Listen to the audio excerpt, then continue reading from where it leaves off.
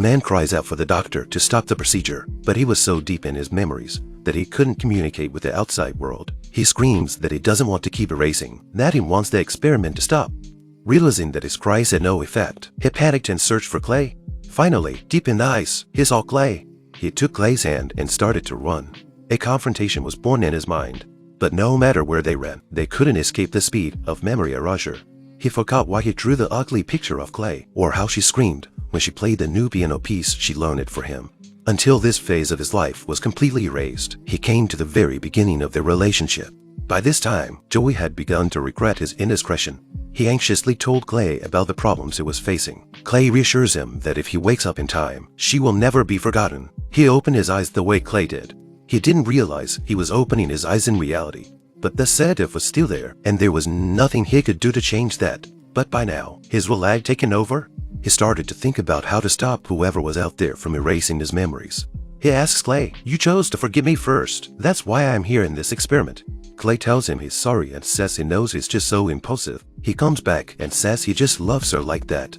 Afterwards, Clay comes up with a solution. "Since the program will erase me by following our past, wouldn't it be better if you hid me in a memory without me in it?" When she heard Clay's words, Joey felt like she was waking up from a dream.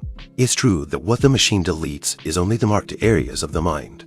So all he had to do was to go to an area that wasn't marked. So he started to think back. The nursery rhyme in his memory became clearer and clearer. This was Joey's secret, buried deep in his memory, and the reason why he was so closed off and sensitive. In the past, the boy had been bullied by children because he was small and had low self-esteem. The man was furious and tried to change all that, but he was eventually knocked down by his buddies.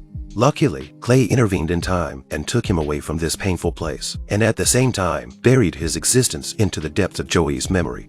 However, Clay's operation has left the assistant in the real world with his hands full. Because of the sudden intrusion from outside his memory, Joey's brain had a serious cognitive bias. If it can't be handled properly, then he'll probably become a fool. The doctor injected him with a stabilizer in time to lift this potential crisis. With tears slipping from the corners of his eyes, Joey's childhood world began to fade away. He lost the mastery of his consciousness, and the memory erasure surgery got back on track. The memory of Montauk is plated with a thick layer of snow. This is when they first fell in love. They were happily rolling and playing in the snow.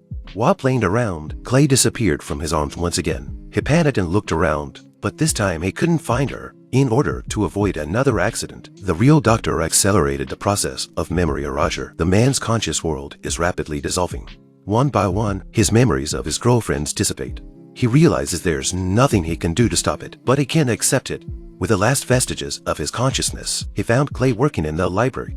This is where they met for the second time. He confessed his love for Clay again, and Clay responded with the tenderest of words. He believed Clay would save his life again, even if they forgot about each other. Clay stroked his cheek and said he knew. He believed that if they could do it all over again, things would be different. Clay told him to do his best to remember her, and maybe they could. With a soft kiss from Clay, they went back to where it all began. It was a beach party with his friends, and Joey saw his back in the crowd. While he was secretly sighing about the wonderful arrangement of God, Clay came forward to talk to him as she did in the past.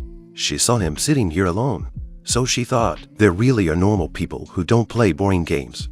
After a brief moment of dismay, Joey quickly returned to talking with Clay.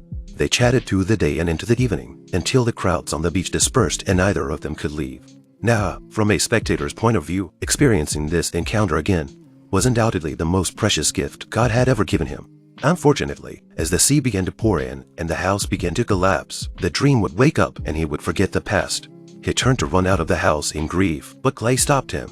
She asks what would have happened if you had stayed this time. He explains that he's already walked out the door, and there's nothing he could have done to stop it from happening. Clay says at least come back and say a proper goodbye and pretend it never happened. He walks over to Clay. Clay whispered goodbye to him and said, "I'll see you in Montauk." With Clay's final whisper, the real-world doctor slowly closed the computer. The memory wipe was complete. Joey had completely forgotten the good old days. A few moments later, Joey awoke from his slumber, and for a few seconds, he felt like something important was missing. It was like having a hangover, like being briefly disconnected from the world.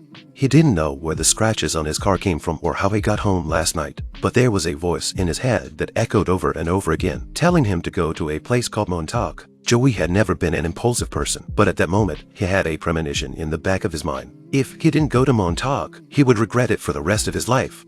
After a moment's hesitation, he made a bold decision. He turned away from the platform of the company and squeezed into the train to Montecker at the right time. The February wines of Montecker were sour and cold. Once again, the faithful storyline crept in carelessly. The familiar figure of the back is also here. They met each other again. They began to talk and get to know each other for the first time. They talked like lovers in love. They did the same things as before and started their happy life once again. But this time it was different. Clay said something to him. She wanted to marry Joey, and he said yes without hesitation. This is the 2004 American romantic film, Eternal Sunshine of the Spotless Mind. The girlfriend is so angry that she forgets about the man. When the man learns the truth, he decides to forget his girlfriend in the same way. But in the course of the experiment, he slowly began to be reluctant to give up, hoping that the reality of the experiment to stop. But no matter what he tries, he can't stop his memories from being erased. After saying goodbye to his memories of his girlfriend, he arrives at the place they agreed upon. Fate brings these two people who have forgotten each other to meet again, to know each other and to love each other. Their lives will finally be different. I'm BullDog Movie. If you like this video, please give it a thumbs up, comment and subscribe to my channel. See you in the next video.